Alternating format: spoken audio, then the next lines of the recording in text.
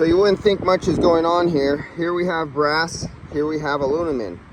I almost couldn't get it off there. It started ripping out some of the threads. You see the oxidation in there. And you go, well, brass doesn't rust or oxidize. Well, it does when you have aluminum, you have brass. That's the Pacific Ocean right there. See that little V right there? It goes down and it comes up. And you can't see the wind blowing into my face. But you can see it spinning that, and that's not just from the hot air coming out.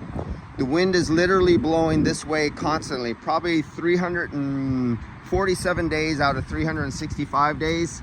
As the fog comes in, the salt comes this way and it rusts out everything.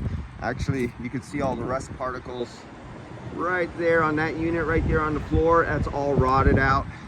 And these have already started to rot out and leak on these condensers. All these other condensers over here, they all need to be cleaned because of the salt crystals that are on them.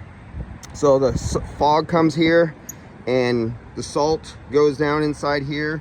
Now you have an electrolyte and you have two different metals, and voila, you get electrolysis starting to eat up.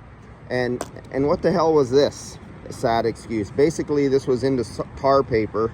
I tried to do a little better by putting, these are 5-inch long screws that are going all the way back in here to try to give it some support, because somebody thought a little pathetic drywall screw that's only 1 inch long was going to do the job. And this is all so I could get over there and defrost that big ice cube over there.